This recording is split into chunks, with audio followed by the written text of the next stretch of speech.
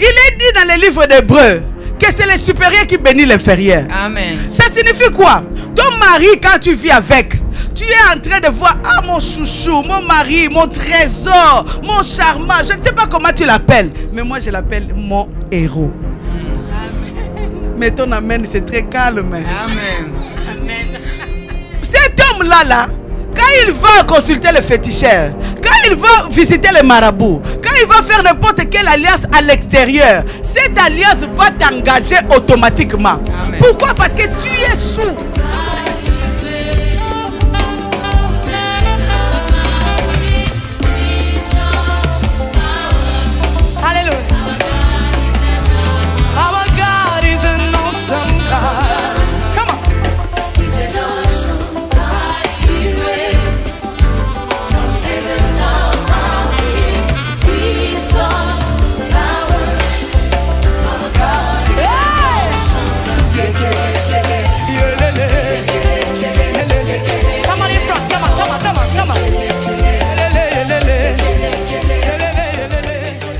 Que Dieu vous bénisse.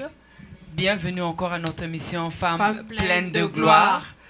Nous sommes sur le plateau de Femmes pleines de gloire et nous saluons la servante de Dieu, Maman Véronique. Bonjour, Sœur Clotilde. Bonjour, Véronique. Bonjour, Sœur Sylvie. Que Dieu te bénisse. Amen. Amen. Nous allons directement laisser la place à Maman Véronique qui a quelque chose à nous dire de la part de notre Seigneur Jésus-Christ. Amen. Amen. Que Dieu bénisse quelqu'un. Amen. Ce dernier temps, je ne comprends pas. C'est comme si on est en train de changer de formule. D'abord, j'étais bombardé par des questions. Dès qu'on commençait l'émission, les questions. Mais maintenant, là, on me laisse le temps de parler. Gloire à Dieu. On a besoin. Gloire à Dieu. La dernière fois, à notre émission, on est resté sur notre soif. Amen. Donc, on voulait avoir la suite. Amen. Oui, Amen.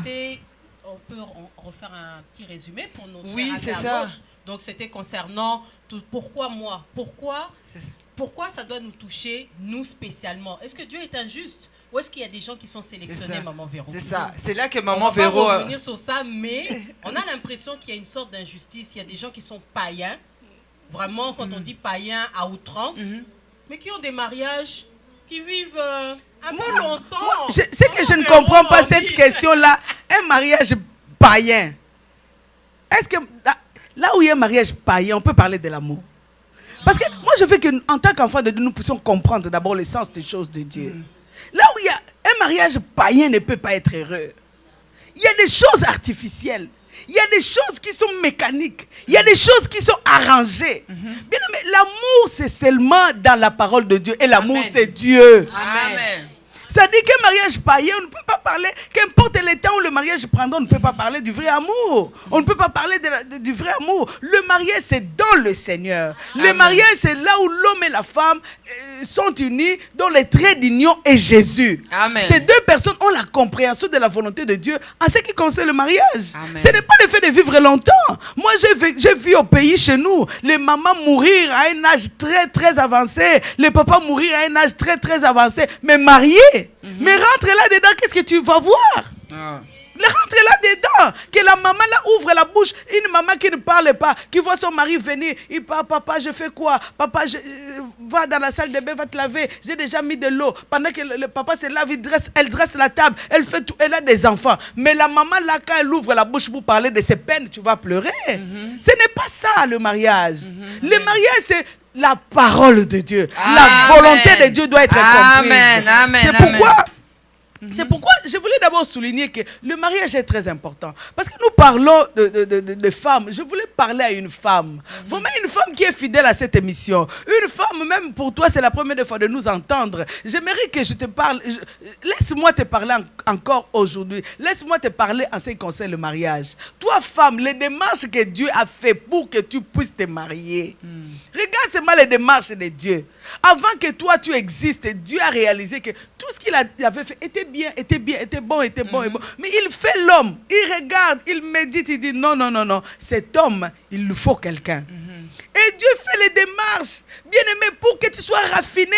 Aujourd'hui, tu peux paraître, tu t'es mûr, tu prends ta photo, tu mets sur le Facebook. Tu ne sais pas les démarches que Dieu a fait pour que toi, tu sois femme. Amen. Et être femme, on avait souligné dans l'émission passée que tu as été tirée, toute femme a été tirée dans quelque part, dans les côtes de... Ça signifie que Dieu t'a établi sur la terre pour une solution, pour un homme qui aura un problème, tu seras sa solution. Amen, comme amen. soutien de cet homme. Amen. Dieu fait endormir l'homme. Amen. Dieu ouvre, il prend pas sur la tête un morceau de son cerveau. Il prend pas dans l'oreille. Il prend pas il prend ici. Pour que tu sois une protégée de ton mari. Amen. Dieu te tire là. Dieu te prend. Je ne dis pas que la Bible le dit. Mais quand je réalise l'amour de Dieu, je ne vois pas un papa bon, un papa aimant comme Dieu qui va amener sa fille auprès de son mari sans rien dire. Je ne sais pas. La Bible ne me dit pas que Dieu a dit ceci à Ève quand elle l'a amenée auprès de l'homme. Mais la Bible me dit c'est Dieu qui avait pris Ève et l'amena auprès de l'homme. Donc Dieu l'a mené dans son mariage. Je vois seulement le nom mon parent charnel. Tu vas dans le mariage, je te conseille, il faut laver les assiettes, il faut ranger les souliers, les chaussettes de tes maris, les plier en deux pour que... Et puis Dieu, c'est sûr qu'il y a des secrets cachés. Amen, parce que la Bible nous dit que si toutes les choses devaient être, il n'y avait aucun livre qui sera sur la terre. Ça veut dire qu'il y avait des choses cachées. Amen. Et Dieu amène cette femme, Dieu amène la femme auprès de l'homme pour un mariage heureux. Amen, amen. Le mariage, c'est l'institution de Dieu pour que deux personnes vivent heureux, paisibles, que deux personnes voient la gloire de Dieu, deux personnes, que tu sois un soutien qui va conduire ton mari à voir la gloire de Dieu, amen. Que tu sois un soutien qui va conduire l'entreprise, donc qui est le mariage, de voir la gloire de Dieu, amen. Que tu sois un soutien qui va propulser ton mari. La femme a une responsabilité dans le mariage. Mais l'émission passée, nous avons développé. Amen. Mais pourquoi, malgré la vision de Dieu, la bonne compréhension des choses qui est allée dans la parole de Dieu, en ce qui concerne le mariage, une femme peut avoir ces belles pensées, il peut avoir tout ce qui est bon dans son cœur pour entrer dans un mariage heureux. Elle va là-bas, elle trouve des complications. Elle va là-bas, ça ne va pas. Elle va là-bas. Pourquoi ça? Pourquoi? Nous avons dit que c'est clair. C'est clair. On n'a pas besoin de la révélation pour comprendre ça. Que l'ennemi a ciblé la femme. L'ennemi ne veut pas le bonheur de la femme. Non. Et là où Dieu veut te rendre heureuse dans un mariage, est-ce que l'ennemi voudra que tu rentres? Et même si tu es rentré parce que tu as échappé, est-ce qu'il voudra que tu vives heureux? Non. Voilà pourquoi Dieu doit intervenir. Amen. Amen. Voilà pourquoi Dieu doit intervenir. Bien-aimés dans le Seigneur, lisons un peu, avant que nous allons loin. Lisons un peu Genèse 6. Genèse 6. Parce que la fois passée, on avait parlé de mariage, que c'était une alliance. Lisons Genèse 6. On va voir une autre alliance. À partir du verset? On lit à partir du verset 17. Genèse 6, je lis à partir du verset 17, je lis au nom de Jésus. Jusqu'au verset 20. Jusqu'au verset 19. Jusqu'au verset 19, ok. Et moi, je veux faire venir le déluge d'eau sur la terre. Et moi là, c'est Dieu. C'est Dieu qui parle. Lui-même qui parle. Je veux faire venir le déluge d'eau sur la terre pour détruire toute chair ayant souffle de vie sous le ciel. Tout ce qui est sur la terre périra. Mais j'établis mon alliance avec toi. J'établis mon alliance avec toi. Tu entreras dans l'arche, toi et tes fils. Toi et tes fils. Mais Noé était marié. Ta femme et les femmes de tes fils avec toi. Sa femme devait rentrer. Mais on commence, toi être avec tes fils et la femme vient après. De tout ce qui vit, de toute chair, tu feras entrer dans l'arche 2 de chaque espèce, pour les conserver en vie avec toi. Il y aura un mâle et une femelle. Amen. Amen. Prends Proverbe 2, 10 à 11. Proverbe 2, 10 à 11.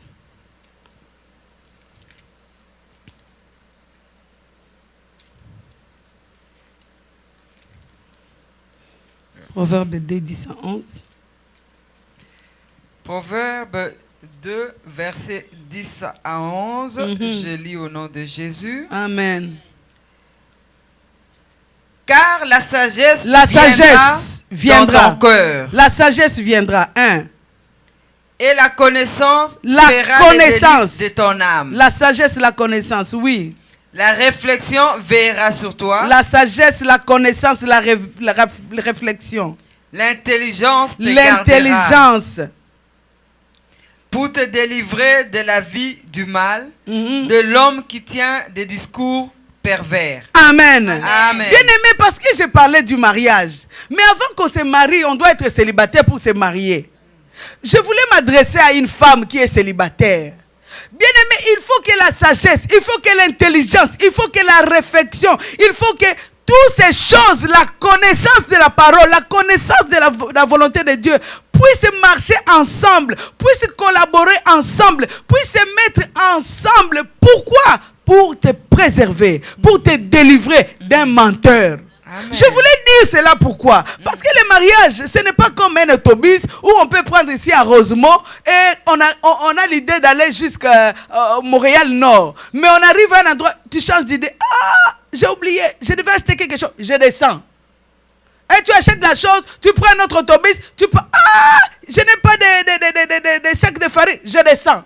Ce n'est pas ça le mariage. Le mariage, c'est un autobus. Donc, quand tu rentres dans cet autobus-là, c'est jusqu'à la destination. La destination finale, c'est la mort qui doit vous séparer. Amen. Donc, c'est pourquoi je voulais parler à une jeune fille. Tu ne peux pas rentrer dans un mariage les yeux fermés. Non. Oh, parce que j'ai 35 ans, à mon âge, est-ce que je vais me marier? Oh, parce que j'ai 32 ans. Oh, parce que cet homme vient et je pars.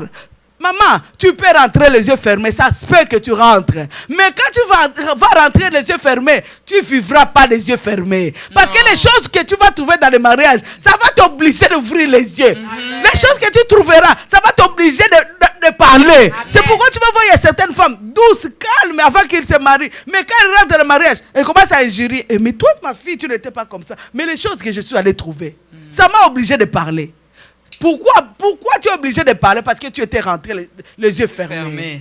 Quand il s'agit de mariage, prends au sérieux. Pourquoi? Parce que ta destinée est liée à la personne dont tu t'es marié. Amen. Ta destinée est collée.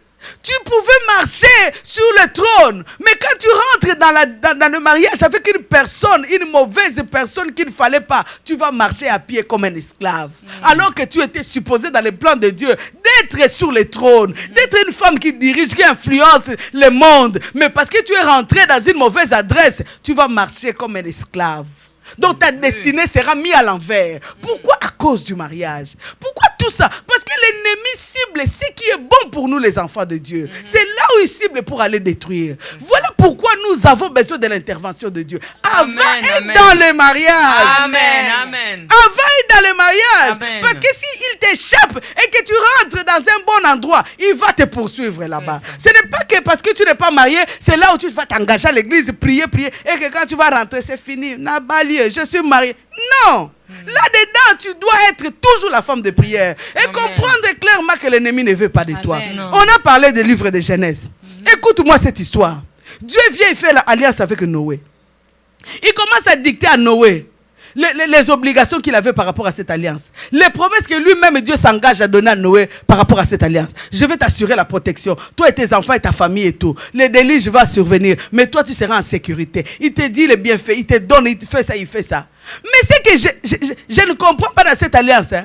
Les femmes là qu'il dit qu'ils vont rentrer dans les bateaux, les femmes ne sont pas consultées. Non, les filles là, qui sont les filles mariées aux enfants de Noé, ne sont pas consultées. Dis-moi, est-ce que Dieu minimise les femmes? Non. Il déconsidère les femmes? Non. Mais pourquoi il ne peut pas dire, Noé, appelle toute la famille parce que je vais vous parler. Comme moi, Dieu, je vais vous protéger. Que je parle à tout le monde. Qui refusera la protection? Personne. Qui refusera les bienfaits? Personne. Mais pourquoi les femmes n'étaient pas-ils appelées? Pourquoi, maman Véronique? Pourquoi? Tu me poses la question. Pourquoi? Qui veut savoir le pourquoi? Mais moi, je veux savoir pourquoi. Et je pense que tous ceux qui nous suivent veulent savoir pourquoi. Pourquoi? Il est dit dans les livres d'Hébreux que c'est le supérieur qui bénit l'inférieur. Amen. Ça signifie quoi? Ton mari, quand tu vis avec, tu es en train de voir, ah mon chouchou, mon mari, mon trésor, mon charmant, je ne sais pas comment tu l'appelles, mais moi je l'appelle mon héros. Amen. Mais ton amen, c'est très calme. Amen. Amen. Cet homme-là, Quand il va consulter le féticheur, quand il va visiter les marabouts, quand il va faire n'importe quelle alliance à l'extérieur, cette alliance va t'engager automatiquement. Amen. Pourquoi? Parce que tu es sous, comme c'est le supérieur qui bénit l'inférieur, tu es sous sa direction. Donc cet engage-là, cette alliance-là t'engage. C'est comme une responsable dans l'entreprise. Il va faire des contrats avec d'autres entreprises. Toi, tu es un personnel de soutien. Qu'est-ce que tu diras? Rien. On va te dire seulement nous sommes affiliés avec Hydro-Québec. Toi, tu subis. Ouais. Si les salaires vont augmenter de $2, tu subis. Oui. Tu as dit non. Tu as dit oui, et surtout que tu voulais travailler, et surtout que tu voulais te marier. Ça signifie que tout ce que l'homme va engager avec comme alliance, maléfique ou positif, ça engage automatiquement les femmes. C'est pourquoi Dieu, comme il est haut, il n'a pas besoin d'appeler la femme. Ce n'est pas qu'il a minimisé la femme. Parce que Dieu est derrière sa parole. Amen. Il dit quand Noé dit oui, sa femme automatiquement. Quand les femmes des fils de Noé disent oui, leurs femmes automatiquement. Amen. Ce n'est pas que Dieu minimise les femmes. Mais maintenant, là, je te parle de l'alliance positive de Dieu. Tournons de l'autre bord. Parce que sur la terre des vivants, il y a le mal et le bien. Amen. Il y a les ténèbres et la lumière. Amen. Il y a l'obscurité et la lumière. Amen. Il y a Dieu, il y a Satan. Amen. Maintenant, l'alliance que tu fais avec le mari de nuit. Toi, la nuit, tu te vois visiter avec un mari spirituel. Ce mari-là, tout ce qu'il voudra faire de toi, il le fera. On revient sur les tableaux de bord. Dis-moi, il le fera, oui ou non? Oui, il fera. Il va imposer ses intérêts. Dieu a dit à Noé, je vais répandre le déluge. Toi, ça sera ta protection. C'était l'intérêt de Dieu, non? Toi, tu seras mon peuple. Je serai votre Dieu. Il a imposé son autorité à Noé. Le mari de nuit, il va imposer quoi dans ta vie? Puisque lui, c'est un esprit méchant.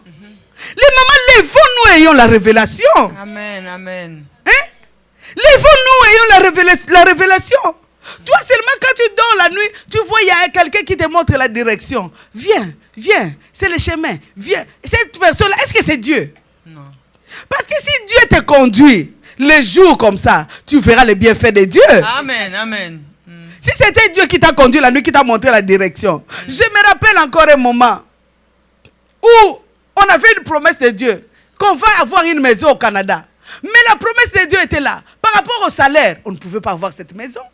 Par rapport à notre vie qui était là, on ne pouvait pas s'acheter une maison. On n'était pas, même la banque, vraiment, Jésus. Mais si Dieu fait une promesse, il les réalise. Amen. Et une nuit, je dors. Pendant mon sommeil, je rêve. Un couple qui était perdu. Alors moi, j'étais là, j'ai dit, ils m'ont vu dire, Maman Véro, depuis qu'on est ici, quand on marche à gauche, on marche à gauche, on est toujours enfermé, on ne voit pas l'issue. On dit, on va retourner là où on était. On va à droite, la même chose. Finalement, on pleure ici, on n'a personne. Je disais à ces couples, suivez-moi. J'étais en train de balayer les chemins. À un moment donné, je fais, boum, je vois la lumière qui jaillit. C'était la ville. Il y a une voix qui dit, puisque tu as fait cela, lève les yeux et regarde. Je lève une belle maison. La lumière, depuis le sous-sol jusqu'en haut. Dieu me dit, je te les donne.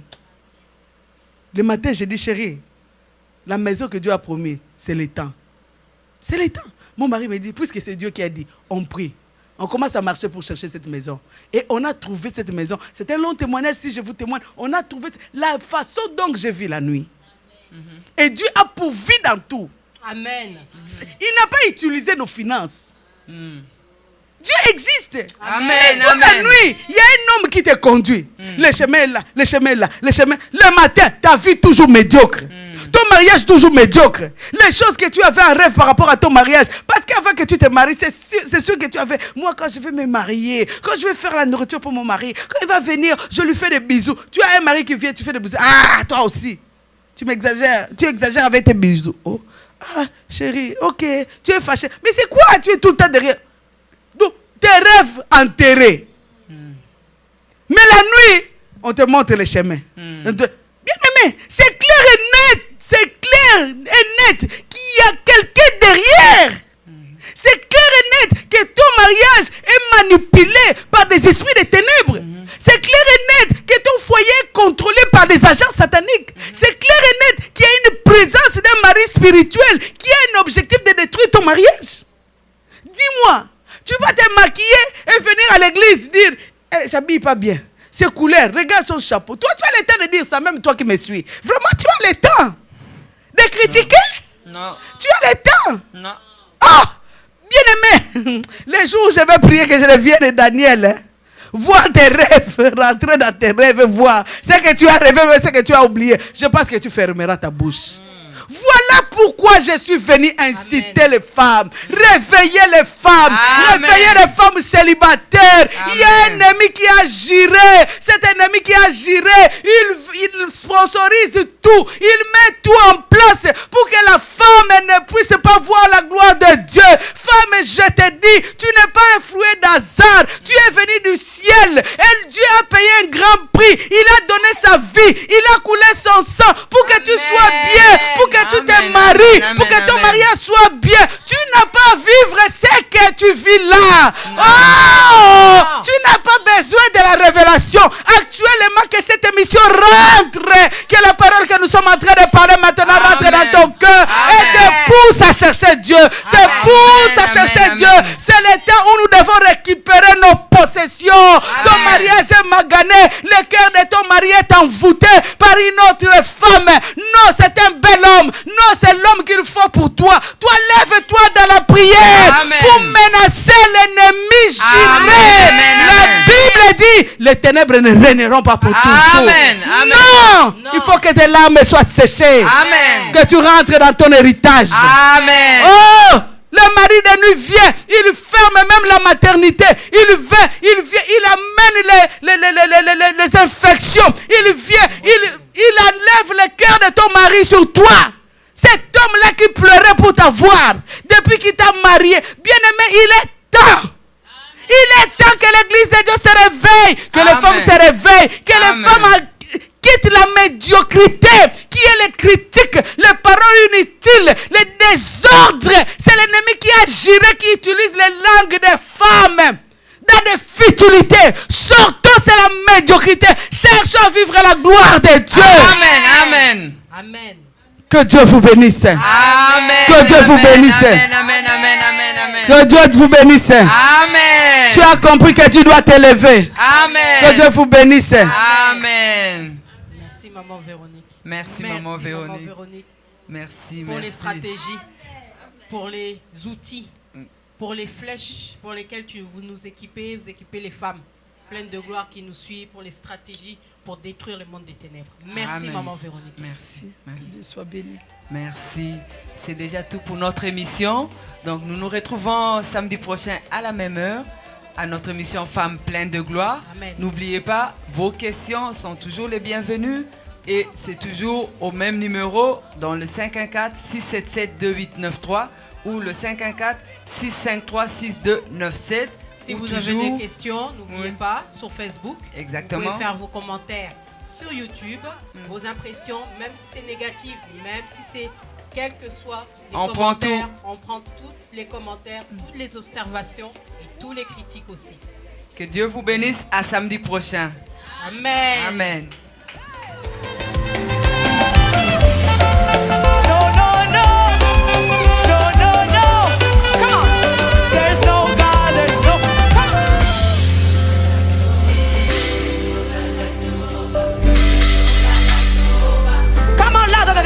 There's no God.